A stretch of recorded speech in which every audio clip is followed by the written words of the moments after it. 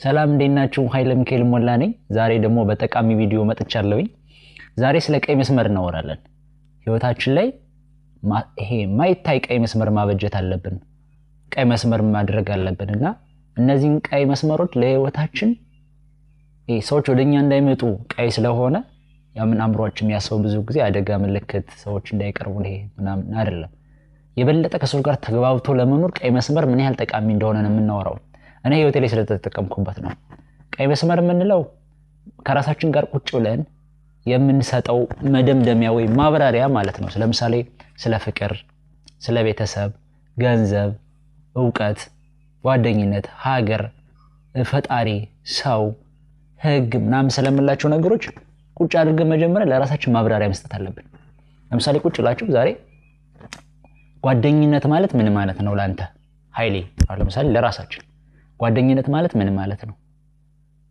ጓደኝነት የት ድረስ ነው አሁን እንደዚህ አይነት ስለ ጓደኝነት ለራሳችን ጥሩ ማብራሪያ ከሰጠነውና ጓደኝነት ማለት እንዲ ነው ብለን ካስቀመጥነው በኋላ በየጊዜው አዲስ ጓደኛ የሚያፈራ ከዛ በየጊዜው ከጓደኞቹ ጋር የሚጣላ ሰው አይደለም ነው የበለጠ እንዲሁም ረጅም ጊዜ የሚቆይ ጓደኛ ይኖርናል አዳዲስ ጓደኞችን በደንብ ማፍራት እንችላለን ማለት ነው ብዙ ጊዜ ጓደኝነት የሚፈርሰው ቀይ መስመር ሲጣስ ነው አንዳንዶች ግን ቀይ መስመር በደንብ ስላላቸው ተወደው ተከብረው ይኖራሉ ሁለት ነገር ተወደውም ተከብረው ለምሳሌ የሆነ ልጅ አንድ ጓደኛችሁ ሄዳችሁ የሆነ ነገር ብትልት ወይ ብታደርጉት ምናምን አረሱ እኮ እንደዚህ አይነት ነገር ደስ አይለውም እሱን እስኮ እንደዚህ አይነት ነገር አይመቸውም እና ተው ምናምን ብሎ ያኛው ቀይ መስመሩ የሚያቀን ጓደኛችሁ ያስቆማችኋል አያችሁ በመከባበርና በመዋደድ ጓደኝነት ለመቀጠልና ሌሎች ነገሮች ለመቀጠል ቁጭ ብለን ስለ አንድ ነገር ቀይ መስመር ማበጀት ወይም ደግሞ ስለ ራሳችን ማብራሪያ መስጠት ያስፈልጋል ማለት ነው ለምሳሌ ለእናንተ ፍቅር ማለት ምን ማለት ነው ፍቅር ሲባል ሰዎች እርስ በርስ ወንድም እና የቤተሰብ ፍቅር እንዳለ ሁሉ ደግሞ የጓደኛ ፍቅር እንዳለ ሁሉ ሌሎች ትንሽ ከትልቅ ጋር ያለ ፍቅር እንዳለ እግዚአብሔር ጋር ያለን ፍቅር ከማህበረሰቡ ጋር ከእንስሳት ጋር ያለን ፍቅር እንዳለ ሆኖ የጾታን ፍቅርም ጨምሮ ማለት ነው ምን ማለት ነው ለእናንተ አሁን አንዳንዶች የማይሆናቸውን ይዘው መከራቸውን ሲያዩ የምታያቸው ይሄ የፍቅር ላይ ቀይ መስመር ይላችሁ ማለት እንደዛ እየጎዳችሁ አብሯት የሚቀጥለው መስመር ስለሌላት አንዳንዴ ፍቅር ወር ነው የሚያስብለው በእነዚህ ምክንያቶች ነው መዋደድ መፋቀር መከባበር እንዳለ ሆኖ ግን ማንነትን ማስጣስ ያስፈልጋል አሁን እኔ ማስታወሰው አንድ ታሪክ አለ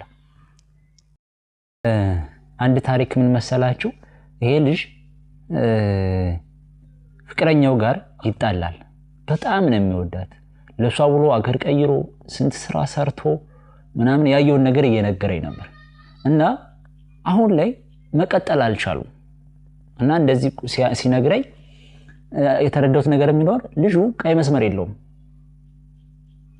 ለምሳሌ ይሄ ወንድነቱን የሚነካ ሰውነቱን የሚነካ ነገር እየተናገረችው ዝም ብሎ ያልፋታል እስኪ ያስቡት አሁን እናንተ ማለት ሰውነታችን ወንድነታችን ወንድ ልጅ እኮ ማንነቱ በግንኙነት መሃል ላይ ማንነቱ ሲነካበት እኮ ምንም አይፈልግም መከበርም በጣም ይፈልጋል ከዛ ሲከበር ነው የሚገርም አፍቃሪ መሆን የሚችለው ማንነትን ሚነካ እንዴ እስኪ ያስቡት ማለት እየተዋረዳችሁ የፍቅር ህይወቱን ተቀጥታላችሁ ሚስታችሁ ያዋረደቻችሁ ባላችሁ ያዋረዳችሁ የሚያዋርድ ቃል እየተናገራችሁ ከለፍሰው ፊትም ብቻችሁም ስትሆኑ ትቀጥላላችሁ ቀይ መስመር ቢኖር ኖሮ ተካብሩ መኖር ይቻል ነበር ማለት ነው ስለዚህ ቀይ መስመር ህይወታችን ላይ በደንብ ያስፈልገናል ከዛ እንዴት አርግና ወጣ ከተባለ ቀይ መስመር ቁጭ በሉና ለአንዳንድ ነገሮች ላይ ማብራሪያ ስጡ ፈጣሪ ምን ማለት ነው ለእናንተ ለምሳሌ ፈጣሪ መላእክት ላይ ለራሱ ማብራሪያ ሰጠ ቀይ መስመር የሌለው ሰው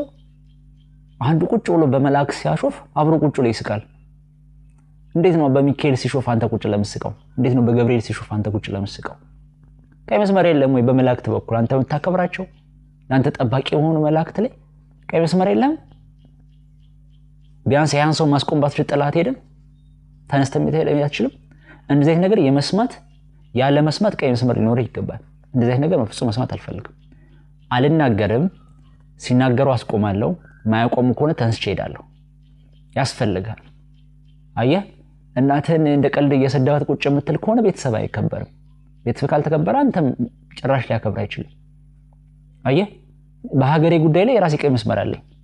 ሀገሬንም እሸጣታለሁ የሚል ልጅ አለ። ሀገሬን እንደዚህ እንደተቀላ በወረቀት በፌስታል ባገኛት እሸጣታለሁ የሚል ልጅ አለ። ስለ ሀገራችን የራሳችን የሆነ ቀይ መስመር ሊሆን ይገባል። ገንዘብ ምን ማለት ነው? አሁን ለምሳሌ ስለ ገንዘብ ቀይ መስመር ከሌለህ ራስህን አንዳንዴ ምንም ከሌለው ከደሃ ሰው ስትነጥቅ ልታገኘው ትችላለህ። ወይም ደግሞ የሆነ ሰው ሲነጥቅ ስታየው ምንም ላይመስልህ ይችላል ማለት ነው ቀይ መስመር ከሌለህ። እና ስለ ገንዘብ ቀይ መስመር፣ ስለ ጀግንነት ላንተ ምን ማለት ነው? ማለት አሁንም ጀግንነት መደባደብ፣ መፋለም፣ መፈነካከት ነው ጀግንነት ላንተ? ወይስ የትኛው ጀግንነት? እየሞተ ያለን ሰው ማዳን ነው ጀግንነት ላንተ? ወይስ ጀግናም መደገፍ ነው ጀግንነት ላንተ? ምንድነው ላንተ ጀግንነት? እንዲህ ቁጭ ልታብራራው ይገባል። ዕውቀት ምንድነው ላንተ? ዕውቀት ምንድነው? መጽሐፍት ምንድናቸው ላንተ? ትልቅ ሰው ማለት ላንተ ምን ማለት ነው? በእነዚህ ጉዳይ ላይ ቁጭ ለማብራሪያ ስጥ። ትልቅ ሰው ማለት ለኔ ብለህ ጅልም እኮ ያረጃል ይላል አንድ ጓደኛ አለኝ። ጅልም እኮ ያረጃል። እና ትልቅ ሰው ማለት ለኔ፣ አስተዋይ ሰው ማለት ለኔ፣ በጎ ሰው ማለት ለኔ ብለህ ማብራሪያ ማስቀመጥ አለበት። ፈጣሪ ማለት ለኔ፣ ይሄ ማብራሪያ የዘላለም አይደለም። እንደ እድሜህና እንደ ብስለትህ እያሻሻልከው ከፍ እያረከው ትሄዳለህ። እመነኝ፣ ሰዎችም ያከብር፣ ሰዎች የሚያከብሩህ፣ ሰዎችን የምትወድ፣ ሰዎችም ደግሞ የሚወዱ ሰው ትሆናለህ።